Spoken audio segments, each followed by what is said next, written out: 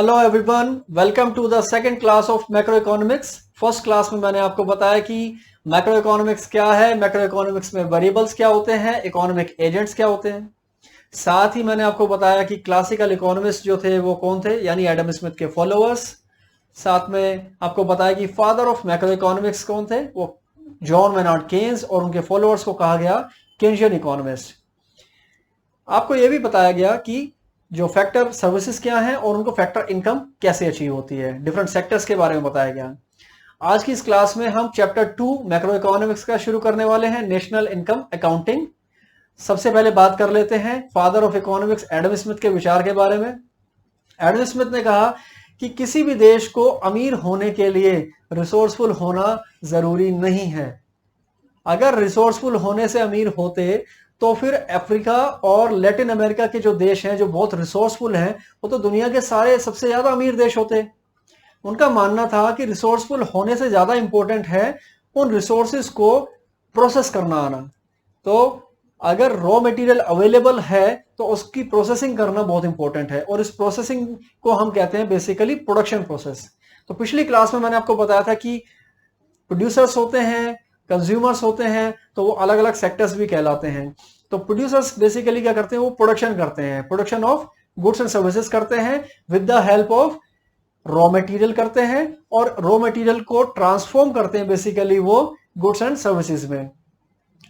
इस पूरे प्रोसेस में वो क्या करते हैं, हेल्प लेते हैं लेबर की, कैपिटल की और लैंड की। इनकम जो अर्न होती है उसको डिवाइड कर देते हैं लैंड, लेबर एंड कैपिटल के बीच में, और प्रॉफिट रख लेते हैं अपने पास में, जिसे कहते हैं एंटरप्रेन्योर्स कहते हैं, और एंटरप्रेन्योर का शेयर कहलाता है प्रॉफिट। लेकिन इस पूरे प्रोसेस में जो उनकी जो कैपिटल है वो घिस रही होती है, उसका मूल्य ह्रास हो रहा था बेसिकली, जिसे इंग्लिश में कहते हैं हम डेप्रिसिएशन। तो मशीन्स जिनको यूज करके उसने ये प्रोसेसिंग की प्रोड्यूसर्स ने, वो मशीनें पुरानी होती चली जाती हैं। तो इस क्लास में हम बात करने वाले हैं कि जो प्रोड्यूसर प्रोडक्शन जो करते हैं, उसके बाद गुड्स एंड सर्विसेज जो प्रोड्यूस होते हैं, उनको हम डिफरेंट डिफरेंट पर्पसेस के लिए कैसे यूज कर सकते हैं। फॉर एग्जांपल, उनको कंज्यूमर खरीद सकता है अपने यूज के लिए, डोमेस्टिक पर्पस के लिए। उनको प्रोड्यूसर भी फर्दर खरीद सकते हैं फिर से ट्रांसफॉर्मेशन करने के लिए। और साथ में इस पूरे प्रोसेस में जो डेप्रिसिएशन है वो कॉन्सेप्ट क्या है, स्टॉक एंड फ्लो के कॉन्सेप्ट क्या है। मल्टी स्टेज प्रोडक्शन का एक एग्जाम्पल ले लेते हैं। फार्मर्स जो होते हैं वो प्रोड्यूस करते हैं अपने फार्म्स में। फॉर एग्जांपल, कॉटन प्रोड्यूस करी उन्होंने, फार्मर्स ने कॉटन को सेल आउट कर दिया स्पिनिंग मिल को, और स्पिनिंग मिल ने उस कॉटन को कन्वर्ट कर दिया या प्रोसेस कर दिया, और उससे प्रोड्यूस हुआ यान। यान को फर्दर प्रोड्यूसर्स ने परचेज कर लिया, और वो जो प्रोड्यूसर थे वो थे टेक्सटाइल मिल, और उन्होंने यान से क्या बना दिया, उन्होंने क्लॉथ बना दिया। और क्लॉथ की फर्दर प्रोसेसिंग पॉसिबल है। चाहे तो आप क्लॉथ को सिंपल प्लेन पीस एक छोटा लेकर के चादर के रूप में से ओढ़ लें, या फिर उसकी फर्दर प्रोडक्शन हो सकती है, जैसे कि ये शर्ट या कोई पैंट या और भी कोई चीज कपड़े से बनाई जा सकती है। तो फर्दर प्रोसेसिंग होने के बाद में उसको फिर ट्रेडर्स को बेचा जा सकता है, सेलिंग हो सकती है। तो प्रोडक्शन प्रोसेस में बहुत सारी स्टेजेस पॉसिबल हैं। इन सारी स्टेजेस की वजह से जो आउटपुट होता है उसको हम अगर डायरेक्टली कंज्यूमर को बेच दें या फिर प्रोड्यूसर को बेच दें, तो वो डिफरेंट टर्म्स हम उसके लिए यूज करते हैं। आइए उन टर्म्स को जानते हैं। मैक्रो इकोनॉमिक्स की प्रीवियस क्लास में और इस क्लास में भी मैंने आपको बताया प्रोडक्शन प्रोसेस के बारे में, कि किसी भी इकोनॉमी में प्रोड्यूसर्स होते हैं जो प्रोडक्शन प्रोसेस को कंडक्ट करते हैं, उत्पादन का प्रक्रम जो होता है उसको कंडक्ट करते हैं। एक बार इसको क्विकली रिव्यू कर लेते हैं अगली जो स्लाइड्स हैं उन पर जाने से पहले, क्योंकि इसको रिवाइज करना जरूरी है एक बार। सबसे पहले हमने बात करी कि फैक्टर सर्विसेज होती हैं किसी भी इकोनॉमी में, जिनकी हेल्प से रॉ मटेरियल को प्रोसेस किया जाता है और उससे आउटपुट प्रोड्यूस होता है। मैंने आपको पहले बताया कि किसी इकोनॉमी में एंटरप्रेन्योर जो होते हैं वो बहुत ही इंपॉर्टेंट रोल प्ले करते हैं। वो बेसिकली प्रोडक्शन प्रोसेस के लिए, जिसे हम उत्पादन प्रक्रम बोलते हैं, उसके लिए कैपिटल, लैंड और लेबर अरेंज करते हैं, और इन सब की मदद से एक प्रोडक्शन प्रोसेस कंडक्ट होता है जिसमें रॉ मटेरियल को क्या किया जाता है, ट्रांसफॉर्म किया जाता है। तो इस डायग्राम में यहां देखिए ध्यान से, प्रोवाइड किया गया इनपुट्स किसके द्वारा, एंटरप्रेन्योर के द्वारा। एंटरप्रेन्योर की जो खुद की सर्विसेज हैं जिसमें वो जोखिम लेता है, रिस्क लेता है बेसिकली, वो भी अपने आप में एक फैक्टर सर्विस होती है। तो यहां एक ट्रांसफॉर्मेशन प्रोसेस कंडक्ट किया गया जिसे हम हिंदी में कहते हैं रूपांतरण का प्रक्रम। एक चला, और उसमें ये जो रॉ मटेरियल था, इस रॉ मटेरियल को कन्वर्ट कर दिया गया आउटपुट में। तो इनपुट प्रोवाइड किए गए, ट्रांसफॉर्मेशन प्रोसेस कंडक्ट हुआ और हमें अचीव हो गए आउटपुट, जिसको हम हिंदी में कहते हैं निर्गत। तो ये जो निर्गत प्राप्त हुआ है, इसका अब क्या इस्तेमाल होगा? जो एंटरप्रेन्योर है उसने बेसिकली ये जो प्रोडक्शन प्रोसेस कंडक्ट किया था, वो किया था मार्केट में सेल आउट करने के लिए। तो जो आउटपुट प्रोड्यूस हुआ वो क्या होगा? बेसिकली सेल होगा मार्केट में। तो सेलिंग के लिए हुआ है। सेलिंग के बाद में प्रोड्यूसर को मिलेगा क्या? उसको मिल जाएगा रेवेन्यू, जिसे हम हिंदी में कहते हैं संप्राप्तियां। तो ये रेवेन्यू का डिस्ट्रीब्यूशन करेगा अब एंटरप्रेन्योर। एंटरप्रेन्योर क्या करेगा? क्योंकि उसने लेबर को हायर किया था, तो लेबर को पे करेगा वेजेस या सैलरी की फॉर्म में, वेतन या मजदूरी जिसे कहते हैं। लैंड को भी हायर करा था उसने, एंटरप्रेन्योर ने। तो लैंड को एक हिस्सा दे दिया इस रेवेन्यू वाले पार्ट में से, और वो हिस्सा था किराया, जिसे हम रेंट बोल देते हैं। थर्ड था कैपिटल को हायर किया गया था। कैपिटल को एंटरप्रेन्योर ने पे कर दिया इंटरेस्ट की फॉर्म में, जिसे हम ब्याज कहते हैं, ब्याज की फॉर्म में। ये तीन चीज पे करने के बाद में अब इन रेवेन्यू में से थोड़ा हिस्सा बच गया। ये जो बचा हुआ हिस्सा है, जिसे हम कहते हैं प्रॉफिट। ये प्रॉफिट जो है, इसको एंटरप्रेन्योर अपने पास रख लेगा। क्यों? क्योंकि यही उसकी इनकम है। तो रेवेन्यू में से इन तीन पार्ट्स को घटाने के बाद जो हिस्सा बचता है, वो बेसिकली एंटरप्रेन्योर की क्या है? फैक्टर पेमेंट है, उसकी फैक्टर सर्विसेज के लिए, जो उसने जोखिम लेके, रिस्क लेके जो प्रोडक्शन प्रोसेस पूरा कंडक्ट किया, उसके लिए उसको पे किया जाता है प्रॉफिट। और इस प्रॉफिट का क्या करता है एंटरप्रेन्योर? इसका एक हिस्सा वो इन्वेस्टमेंट के लिए खर्च कर देता है, ताकि फ्यूचर में उसकी क्या हो सके? इनकम अर्निंग एबिलिटी इंक्रीज हो सके। जो उसने प्रोडक्शन प्लांट लगा रखा है, उसकी प्रोडक्शन कैपेसिटी इंक्रीज हो जाए। तो ये तो बेसिक सी बातें थी। अब इनका यूज क्या होने वाला है? हमने यहाँ पे बात की, इंपॉर्टेंट वर्ड है वो है आउटपुट। तो अब हम आउटपुट के ही बारे में बात करेंगे कि इसका क्लासिफिकेशन क्या है बेसिकली। तो यहां आप देख सकते हैं क्लासिफिकेशन ऑफ आउटपुट, निर्गत का वर्गीकरण यहां पे बताया गया है। अब यहां पे देखिए कि आउटपुट जो है बेसिकली, इसको हमने टॉप पे रखा है इस पिक्चर में, और एक हिरार्की हमने क्रिएट करी है। तो वरिष्ठता श्रेणी में आप देखिए आउटपुट को हमने यहाँ दो पार्ट्स में डिवाइड करा है, फाइनल गुड्स और इंटरमीडिएट गुड्स, जिसको हम कहते हैं अंतिम वस्तुएं या फिर मध्यवर्ती वस्तुएं हम कहते हैं। तो कोई भी आउटपुट किसी भी प्रोड्यूसर के द्वारा जो प्रोड्यूस किया गया है, उसको या तो फाइनल गुड्स कहेंगे हम, या फिर इंटरमीडिएट गुड्स कहेंगे। किसको क्या कहेंगे ऐसा कोई डिसाइडेड नहीं होता कि कौन सा गुड जो है वो फाइनल गुड बनने वाला है प्रोड्यूस होते टाइम, और कौन सा इंटरमीडिएट गुड्स बनने वाले हैं। अभी आप ये कंफ्यूज ना हो कि भाई ये फाइनल गुड्स और इंटरमीडिएट गुड्स क्या होते हैं। इनको नेक्स्ट स्लाइड्स में मैं अभी बहुत डिटेल में समझाने वाला हूँ। बस आप अभी यहाँ पे ये बात समझ लो कि आउटपुट को या तो हम फाइनल गुड्स में डिवाइड करते हैं या फिर इंटरमीडिएट गुड्स में डिवाइड करते हैं। अब फाइनल गुड्स को फर्दर हम टू पार्ट्स में क्लासिफाई कर सकते हैं। वर्गीकरण हो सकता है इनका, कंज्यूमर गुड्स हो सकते हैं और कैपिटल गुड्स हो सकते हैं। इनके बारे में भी अभी हम डिटेल में बात करने वाले हैं कि कंज्यूमर गुड्स क्या होते हैं और कैपिटल गुड्स क्या होते हैं, और ये जो वर्गीकरण है ये किस बेसिस पे होता है। लेकिन यहाँ खास बात ध्यान देने लायक है, जैसा मैंने अभी कहा कि कोई गुड जब प्रोड्यूस हो रहा है, तो उस गुड को फाइनल गुड हम पहले से डिसाइड नहीं कर सकते, बल्कि उस गुड का यूज क्या होने वाला है उस पर डिपेंड करता है। So it is not in the nature of the good, कि गुड का अपना नेचर क्या है उस पर डिपेंड नहीं करता कि वो फाइनल होगा या इंटरमीडिएट होगा, बल्कि इस बात पर डिपेंड करता है economic nature of its use, that a good becomes final good, कि वो उसका प्रयोग क्या होने वाला है, उपयोग क्या होने वाला है, उस पर डिपेंड करेगा कि वो फाइनल गुड होगा या इंटरमीडिएट गुड होगा। अब मैं आपको एक बार शॉर्ट में ये भी बता देता हूँ कि हम ये वर्ड यूज कर रहे हैं बार बार, गुड्स। ये क्या है गुड्स? इसमें वैसे तो हम इकोनॉमिक्स में कहते हैं कि गुड्स एंड सर्विसेज बोलते हैं, लेकिन यहाँ मैक्रो इकोनॉमिक्स में इस यूनिट में जब भी हम गुड्स बोलेंगे तो उसका मतलब है goods as well as services. तो ये जो वर्ड है गुड्स, ये दोनों को इंक्लूड कर रहा होगा। और गुड्स यहाँ क्या है? बेसिकली फिजिकल ऑब्जेक्ट्स हैं। क्या है? फिजिकल ऑब्जेक्ट्स, भौतिक पदार्थ हैं ये एक प्रकार के, और ये इकोनॉमिक गुड हो जाते हैं। गुड्स को हम इकोनॉमिक गुड कह देंगे कब? जब किसी गुड की मार्केट में कोई वैल्यू भी होती है। तो मार्केट में अगर कोई अवेलेबल है, कोई गुड फ्री में अवेलेबल है, तो वो इकोनॉमिक गुड नहीं होगा जब तक कि उसका कोई प्राइस ना हो। तो यहाँ ये बात आपको क्लियर होगी। फिजिकल ऑब्जेक्ट होते हैं, नेचुरल भी हो सकते हैं और वो मैन मेड भी हो सकते हैं।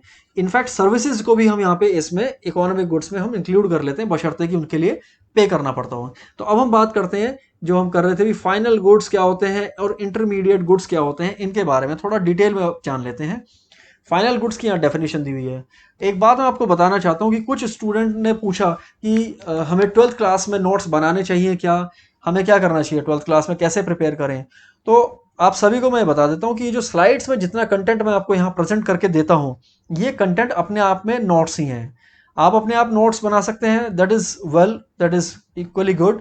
अगर आप नहीं भी नोट्स बना पा रहे हैं और आप चाहते हैं कि ऐसा क्या कंटेंट हम लिखें एग्जाम में जिसको यूज करके हमें मार्क्स फुल मिल जाए, कितनी लाइन कितने वर्ड्स हम लिखें, तो ये मैं जो यहाँ स्लाइड्स में जो कंटेंट प्रेजेंट करता हूँ ये बेसिकली उसी के लिए है। आप as it is in slides का जो कंटेंट है उनको अपने रजिस्टर में नोट करते रहें, तो ग्रेजुअली क्या होगा, पूरे सिलेबस के आपके नोट्स बनते चले जाएंगे। और लास्ट क्लास जब मैं कंडक्ट करूंगा इस सिलेबस की, तो तब तक आपके पास पूरे सिलेबस के क्या बन जाएंगे, आपके पास हैंडी नोट्स बन जाएंगे। और क्योंकि मेरी स्लाइड्स दोनों लैंग्वेजेस में होती हैं, इंग्लिश में भी और हिंदी में भी होती हैं, तो हमारे जितने स्टूडेंट हैं चाहे वो किसी भी मीडियम के स्टूडेंट हो, उनके लिए इक्वली यूजफुल है। तो आप अपनी जो मीडियम है आपका स्टडी का, उस मीडियम से रिलेटेड आप स्लाइड्स का कंटेंट नोट करते रहें। अब हम बात करते हैं फाइनल गुड्स क्या है। फाइनल गुड्स को एक्सप्लेन अगर एग्जाम में करना है व्हाट इज फाइनल गुड्स, तो उसके लिए आप ये इतना कंटेंट आप लिख दें सफिशिएंट होगा। यहाँ खास बात ये है कि they are produced by consumers, या तो कंज्यूमर के द्वारा प्रोड्यूस होंगे, किसके लिए, फाइनल कंजम्पशन के लिए यूज होंगे, या फिर ये इन्वेस्टर के द्वारा भी यूज हो सकते हैं। इन्वेस्टर क्या करेगा, इनको इन्वेस्ट करने के लिए परचेज करेगा इन्वेस्टर, तो इन्वेस्टमेंट के लिए प्रोड्यूसर भी इनको परचेज कर सकता है। अगर कंज्यूमर परचेज करता है तो उसको हम कहते हैं कंज्यूमर गुड्स, और अगर प्रोड्यूसर प्रोड्यूस फर्दर कुछ प्रोडक्शन करने के लिए इनको खरीदता है तो वो कहलाते हैं कैपिटल गुड्स। इनके बारे में भी हम डिटेल में भी बात करेंगे कि कंज्यूमर गुड्स और कैपिटल गुड्स की डेफिनेशन क्या होती है। खास बात यह है कि फाइनल गुड्स को रीसेल के लिए या फर्दर प्रोसेसिंग के लिए इस्तेमाल नहीं किया जाता। और इनके बारे में जब आपको अगर डिफरेंशिएट करने के लिए कहा जाए तो आपको लिखना है कि they cross the production boundary, कि प्रोडक्शन बाउंड्री जो होती है, अगर ये प्रोडक्शन बाउंड्री है, यहाँ पे इंटरमीडिएट गुड्स आएंगे और फाइनल गुड्स वो होंगे जो इस प्रोडक्शन बाउंड्री को क्रॉस कर देंगे। इंटरमीडिएट गुड्स के बारे में भी अभी मैं आपको बताने वाला हूँ। तो यहाँ बेसिकली क्या है, उपभोग या निवेश के लिए इनको खरीदा जाता है। अभी एग्जाम्पल भी दूंगा मैं आपको इसका। नेक्स्ट है फिर आपका इंटरमीडिएट गुड्स। इनका ये वो गुड्स एंड सर्विसेज हैं जो बेसिकली परचेज करे जाते हैं as a raw material further production के लिए, या फिर उसी एक वित्तीय वर्ष में रीसेल के लिए। जैसे ट्रेडर्स खरीद लेते हैं, एक ट्रेडर है, बड़ा ट्रेडर है, उसने कुछ गुड्स एंड सर्विसेज को क्या किया, सिर्फ इसलिए परचेज करा क्योंकि वो फर्दर सेम फाइनेंशियल ईयर में ही उनको आगे बेच देना चाहता है। ये गुड्स जो होते हैं ये मैनकाइंड की नीड्स को डायरेक्टली फुलफिल नहीं करते। जैसे कंज्यूमर गुड्स तो ह्यूमन बीइंग की क्या करते हैं, उनकी जो नीड्स हैं मैनकाइंड की, उनको सेटिस्फाई करते हैं। जैसे अगर हम बात करें घर में टीवी है, फ्रिज है, कूलर है, या आटा दाल चाय की पत्ती या दूध, ये सारे क्या हैं, फाइनल गुड्स हो जाते हैं, कंज्यूमर गुड्स हो जाते हैं बेसिकली। और अगर हम कैपिटल गुड्स की बात करें तो कोई भी इंडस्ट्री अगर वो कंप्यूटर खरीद रही है, फर्नीचर खरीद रही है, कोई एक कार परचेज कर रही है यूज करने के लिए, तो वो सारे कैपिटल गुड्स की कैटेगरी में आते हैं। लेकिन इंटरमीडिएट गुड्स जो है बेसिकली वो, उनके साथ में खास बात क्या होती है कि उनकी ट्रांसफॉर्मेशन हो जाती है। ट्रांसफॉर्मेशन जैसे मैंने आपको बताया कि रूपांतरण हो जाएगा, तो वो जिस फॉर्म में परचेज की गई थी प्रोड्यूसर के द्वारा, वो फर्दर ट्रांसफॉर्मेशन के बाद नए फॉर्म में वो सामने आ जाती हैं। तो सर्विसेज भी जो है इसमें इंक्लूड होती है इंटरमीडिएट गुड्स में। किसी भी इंडस्ट्री ने सर्विसेज अगर हायर करी, जैसे कोई एक प्लानर को हायर कर ले, आर्किटेक्ट को हायर कर ले कोई कंपनी, या किसी डिजाइनर को अपने किसी प्रोजेक्ट के लिए रख ले, या अपने पास में एक अकाउंटेंट को रख ले, जैसे चार्टर्ड अकाउंटेंट होते हैं, उनकी सर्विसेज को अगर हायर किया जा रहा है तो वो भी इसमें इंटरमीडिएट गुड्स की फॉर्म में ही काउंट होती हैं। खास बात क्या है कि ये प्रोडक्शन बाउंड्री को क्रॉस नहीं करती हैं, ये इनकी विशेषता है। तो यहां ध्यान क्या देना है, फाइनल गुड्स की रीप्रोसेसिंग नहीं होती है, लिखा ना, फर्दर प्रोसेसिंग नहीं होती है। और इंटरमीडिएट गुड्स की क्या होता है, इनकी या तो ये रीसेल हो जाते हैं सेम ईयर में, या फिर ये क्या हो जाते हैं, कंज्यूम हो जाते हैं। कंज्यूम क्यों हो जाते हैं, क्योंकि इनकी रीप्रोसेसिंग हो जाती है। रीप्रोसेसिंग में इनका जो अपना ओरिजिनल जो इनका फॉर्म था वो लॉस्ट हो जाता है। अभी एक एग्जांपल दे देता हूं मैं आपको। जैसे कि अगर हम बात करें चाय की, चाय बनाते हैं हम, उसके लिए बहुत सारा मटेरियल यूज़ करते हैं।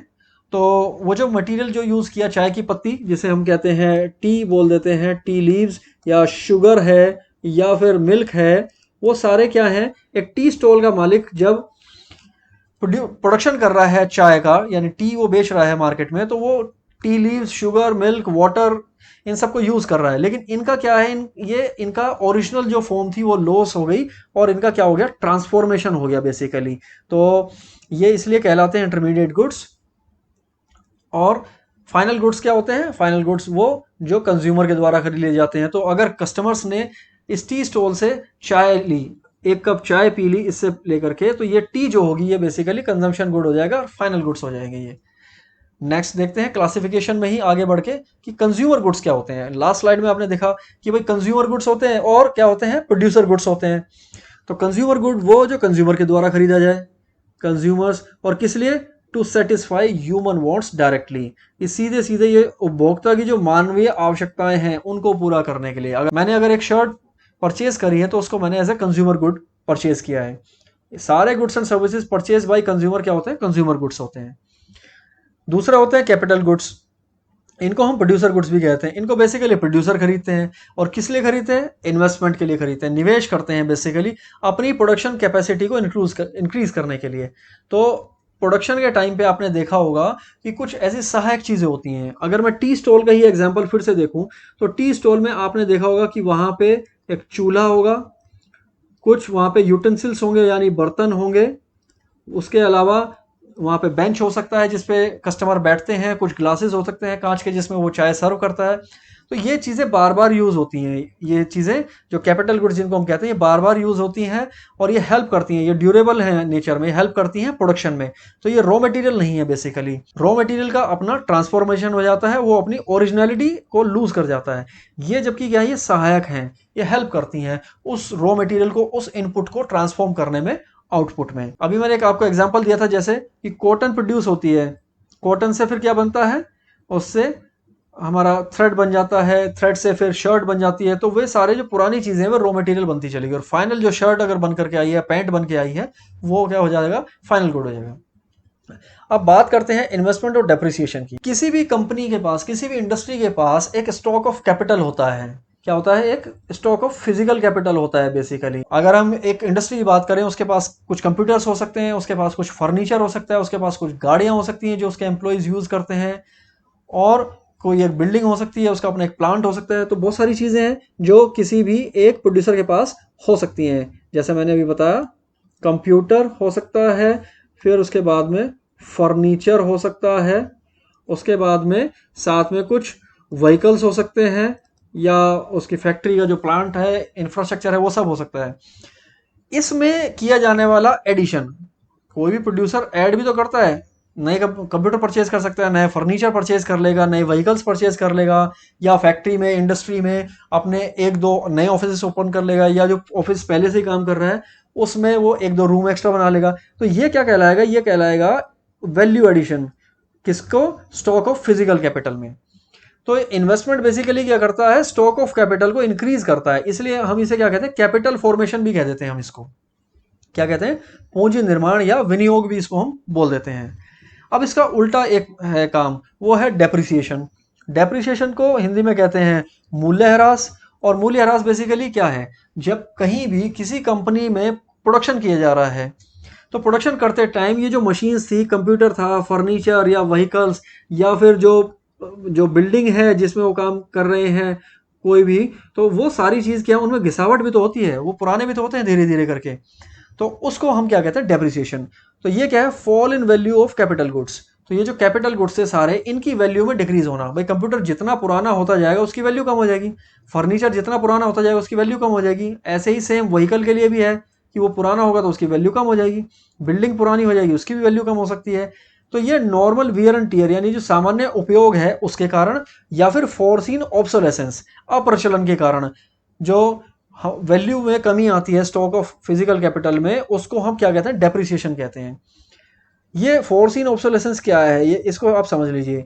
फॉर एग्जांपल मैं बात करता हूँ, जैसे टाइपराइटर, आप सबने देखा होगा टाइपराइटर होते थे पहले कंपनीज में, और उन्हीं पे टाइपिंग होती थी, लेटर्स वगैरह सब उन्हीं पे टाइप होते थे।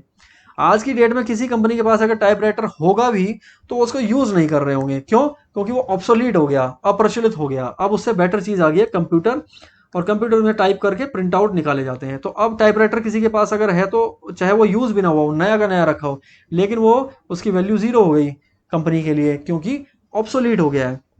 तो ऐसे वियर एंड टियर की वजह से कैपिटल स्टॉक में होने वाली कमी को हम क्या कहते हैं? डेप्रिसिएशन बोलते हैं। तो ये क्या है? कंजम्पशन ऑफ फिक्स्ड कैपिटल भी हम इसको बोलते हैं। फिक्स्ड कैपिटल जो हमारी है स्टॉक, ये सब इस तरह की चीज़ें जो है वो हमारे फिक्स कैपिटल हो गई, और उसका कंजम्पशन यानी उसमें घिसावट, उसकी वैल्यू में कमी आना, वो वाली कंजम्पशन है ये, कंज्यूमर वाली कंजम्पशन नहीं है ये। इट कैन बी कैलकुलेटेड, इसको आसानी से कैलकुलेट किया जा सकता है। मैं इसका एक मेथड आपको बता देता हूँ कैलकुलेट करना कितना ईजी है इसको। देखिए सिंपल सी बात है, आपने एक कंप्यूटर परचेज करा मान लिया, तो जब हम किसी चीज़ को परचेज करते हैं तो हमें उसकी एक एक्सपेक्टेड लाइफ पता होती है। क्या पता होती है? Expected life in years. Computer purchase किया और हमने कहा कि उसकी लाइफ है 10 ईयर्स, और कंप्यूटर जो परचेज किया उसकी वैल्यू है 50,000 रुपीज़, ये वैल्यू है, राइट। हम यहाँ ये एज्यूम करते हैं कि डेप्रिसिएशन हर साल इक्वल हो रहा है, ये एजम्पशन हमें ड्रॉ करनी पड़ती है। आप सोच रहे होंगे कि भाई कंप्यूटर तो जितना ज़्यादा यूज़ होगा उसी हिसाब से तो उसकी डेप्रिसिएशन होगी, कभी अगर कम यूज़ हो रहा है तो डेप्रिसिएशन कम होगी, लेकिन नहीं। इकोनॉमिक्स में हम उसको ईजी बनाने के लिए कैलकुलेशन को हम क्या करते हैं, हम ये मानते हैं कि वैल्यू पता है हमें और उसकी लाइफ पता है, तो इक्वली डिवाइड कर देंगे, तो 5,000 आएगा ये। तो हम ये मान के चलेंगे कि डेप्रिसिएशन की वैल्यू हर साल 5,000 रुपया है, हर साल 5,000 रुपये वैल्यू उस कंप्यूटर की खत्म हो जाएगी, घट जाएगी, और 10 साल के बाद वो कंप्यूटर की वैल्यू क्या हो जाएगी, जीरो हो जाएगी। तो ये होता है इसकी डेप्रिसिएशन की वैल्यू को कैलकुलेट करने का तरीका। तो इसमें क्या करते हैं हम, कैलकुलेट करते टाइम डिवाइड कर देंगे value of capital good. Value of capital good थी 50,000 रुपया, और उसकी एक्सपेक्टेड लाइफ ईयर से डिवाइड कर दो 10 ईयर से, तो हमारे पास वैल्यू आ गई ₹5,000। तो एक मेथड समझ में आ गया आपको कि इन्वेस्टमेंट और डेप्रिसिएशन बेसिकली एक दूसरे के क्या हैं, ये दोनों ये एक दूसरे के उल्टे हैं। ये investment stock of physical capital को इंक्रीज करता है, और डेप्रिसिएशन क्या करता है, वो उसको डिक्रीज करता है स्टॉक ऑफ फिजिकल कैपिटल को। यहाँ पे ये कॉन्सेप्ट बहुत काम आने वाला है। इन्वेस्टमेंट क्या है वो आपने देख लिया कि स्टॉक ऑफ फिजिकल कैपिटल में कुछ भी अगर हम एडिशन करते हैं तो वो इन्वेस्टमेंट है, लेकिन इसके भी दो कॉन्सेप्ट हैं। पहला है gross investment. Stock of physical capital था किसी कंपनी के पास, मान लिया 10 करोड़ का, 10 करोड़ रुपए का उसके पास क्या है, स्टॉक ऑफ फिजिकल कैपिटल है, जिसमें मशीन्स, उसके पास में फर्नीचर, कंप्यूटर और कोई भी चीज़ जो उसने अरेंज करी है प्रोडक्शन प्रोसेस के लिए, वो 10 करोड़ रुपए की उसकी वैल्यू है। कंपनी ने क्या करा, 10 लाख रुपए का और इन्वेस्टमेंट कर दिया, 10 लाख रुपीज़ का और इन्वेस्टमेंट कर दिया, नए कंप्यूटर खरीद लिए या नया रूम बना दिया, नया फर्नीचर ले लिया, कुछ चेंजेस कर दिए। तो ये हमारा हो गया ग्रॉस इन्वेस्टमेंट ₹10 लाख रुपए का। क्यों? ये टोटल एडिशन है किसमें, स्टॉक ऑफ फिजिकल कैपिटल में। कहाँ? एक पीरियड ऑफ टाइम में, एक साल में कितना उसमें एडिशन हुआ, राइट। तो इसको हमने कह दिया ग्रॉस कैपिटल फॉर्मेशन। लेकिन सारा का सारा एडिशन नहीं है, कुछ नुकसान भी तो हो रहा है डेप्रिसिएशन की वजह से। अब देखिए डेप्रिसिएशन, अब ये 10 करोड़ की जो फिजिकल कैपिटल थी लास्ट ईयर, इसमें कुछ ना कुछ वेयर एंड टेयर भी हुआ होगा, कुछ मशीन पुरानी भी हुई होंगी, कुछ ऐसी होंगी आउट ऑफ यूज हो गए होंगे, कुछ ऑब्सोलीट हो गई, अप्रचलित हो गई। तो मान लिया 10 लाख रुपए की डेप्रिसिएशन हो गई है पूरी इस इंडस्ट्री में। तो 10 लाख रुपए की जो डेप्रिसिएशन हुई उससे क्या हुआ, stock of physical capital decrease भी तो हुआ। अगर इससे इंक्रीज हो रहा था तो इससे डिक्रीज भी तो हो रहा है। तो ओवरऑल अगर हम देखें तो ग्रॉस इन्वेस्टमेंट कितना हुआ, 10 लाख रुपए का, डेप्रिसिएशन कितना हुआ, 10 लाख रुपए का, तो नेट इन्वेस्टमेंट कितना हुआ, नेट इन्वेस्टमेंट हो गया ₹0। आपके दिमाग में ये बाद में क्वेश्चन आता है कि क्या ये जीरो हो सकता है? हाँ हो सकता है जीरो, इनफैक्ट ये नेगेटिव भी हो सकता है। अगर ग्रॉस इन्वेस्टमेंट सिर्फ 5 लाख का करा होता कंपनी ने और 10 लाख रुपए की डेप्रिसिएशन हो ही रही है, तो फिर तो ये 5 घटा 10 लाख यानी कि माइनस का 5 लाख रुपीज इसका नेट इन्वेस्टमेंट होता। तो ऐसे में तो स्टॉक ऑफ फिजिकल कैपिटल पहले से भी कम हो जाता। अब इसका एक और पॉसिबिलिटी भी है, जैसे यहाँ डिक्रीज हो रहा है तो इंक्रीज भी हो सकता था कि टोटल जो कंपनी के पास 10 करोड़ रुपए का क्या था, स्टॉक ऑफ फिजिकल कैपिटल है किसी एक फाइनेंशियल ईयर में, वित्तीय वर्ष में, और उन्होंने फ्रेश इन्वेस्टमेंट कर दिया कितना, 20 लाख रुपए का। तो टोटल कैपिटल ऑफ स्टॉक कितना हो गया, एक ये 10 करोड़ में 20 लाख रुपए और जोड़ दिए तो 10 करोड़ 20 लाख रुपए का हो गया। डेप्रिसिएशन हुई, डेप्रिसिएशन यानी मूल्य ह्रास हुआ 10 लाख रुपए का। तो 10 लाख रुपए के मूल्य ह्रास के बाद क्या हुआ, यहाँ नेट इन्वेस्टमेंट आपका आ जाएगा 20 घटा 10 बराबर 10 लाख करोड़, सॉरी 10 लाख रुपया, इतना तो नेट इन्वेस्टमेंट हो गया। और ओरिजिनल जो स्टॉक ऑफ कैपिटल था वो 10 करोड़ था। तो ये इसमें जुड़ के, अब आप देखिए यहाँ पे ग्रॉस इन्वेस्टमेंट में डेप्रिसिएशन इंक्लूडेड होती है और नेट इन्वेस्टमेंट में ये एक्सक्लूड कर दी जाती है डेप्रिसिएशन। तो यहाँ पे एक्सक्लूड कर दिया डेप्रिसिएशन को जब नेट इन्वेस्टमेंट हम कैलकुलेट कर रहे हैं। जबकि ग्रॉस इन्वेस्टमेंट में 20 लाख रुपए हमने ऐड करे तो उसमें क्या हुआ, पूरा का पूरा ये 20 लाख रुपए यहाँ ऐड हो जाता है। इसलिए ये तो हो गया ग्रॉस इन्वेस्टमेंट, और ये आपका ये 10 लाख रुपए जो बाद में बचा 20 में से 10 को माइनस करके, ये आपका हो गया नेट इन्वेस्टमेंट। तो ग्रॉस इन्वेस्टमेंट की कुल स्टॉक ऑफ कैपिटल में कितना एडिशन हुआ, और नेट इन्वेस्टमेंट उस स्टॉक ऑफ कैपिटल में होने वाले कुल इन्वेस्टमेंट में से डेप्रिसिएशन को माइनस कर दो। ये फॉर्मूला याद रखिएगा कैलकुलेट करते टाइम, क्योंकि ये काफी यूज होने वाला है आगे जब हम नेशनल इनकम एस्टिमेशन को पढ़ेंगे, methods of estimating national income, वहां ये यूज होंगे कॉन्सेप्ट्स।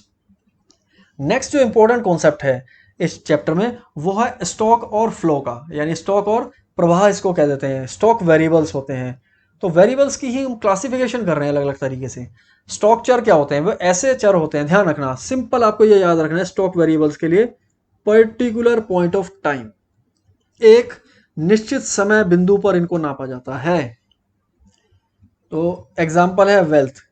आप बात करें कि 1 अगस्त 2020 को आपके पास कितनी वेल्थ है, कितनी पूंजी है, या आपकी पॉकेट में कितना मनी है, एक पर्टिकुलर डे में आप बता सकते हैं ना।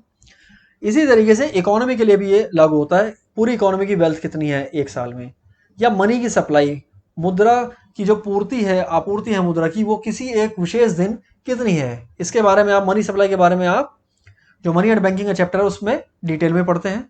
इन्वेंट्री जो स्टॉक होता है किसी इंडस्ट्री के पास में, फिनिश्ड गुड्स का जिसको हम फाइनल गुड्स कहते हैं उनका स्टॉक हो सकता है, या रॉ मटेरियल का स्टॉक हो सकता है, वो हम किसी एक दिन मेजर कर सकते हैं उसको कि भाई किसी एक पर्टिकुलर डे कितना है वो।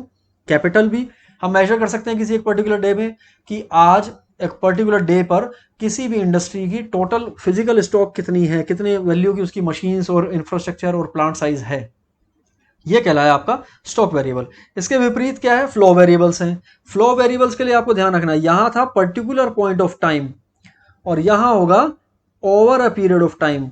यहां एक समय के निश्चित बिंदु पर नहीं बल्कि समय की अवधि में मापा जाता है। मैं कहूं कि पूरे अगस्त के महीने में 1 अगस्त से 31 अगस्त तक कितना प्रोडक्शन हुआ, 1 अगस्त से 31 अगस्त तक कितना निवेश किया गया, इन्वेस्टमेंट जो किया जाता है, या कितना खर्च किया गया, तो राष्ट्रीय आय, निवेश हुआ है। ये कैसे हैं, ये एग्जाम्पल है फ्लो वेरिएबल्स के।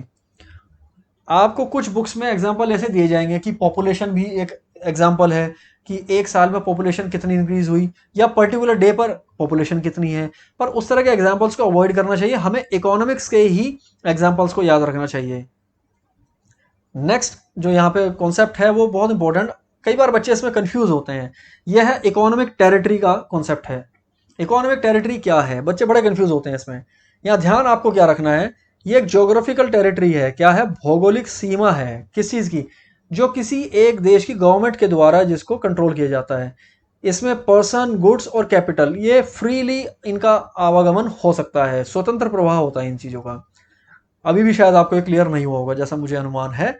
इकोनॉमिक टेरिटरी में क्या क्या इंक्लूड होगा उसको अगर आप देख लेंगे तो काफी क्लियर हो जाएगा आपको ये स्कोप क्या है इकोनॉमिक टेरिटरी का, यानी ये सीमा कहाँ कहाँ तक ये होती है। सबसे पहला तो पॉलिटिकल फ्रंटियर्स आ गए।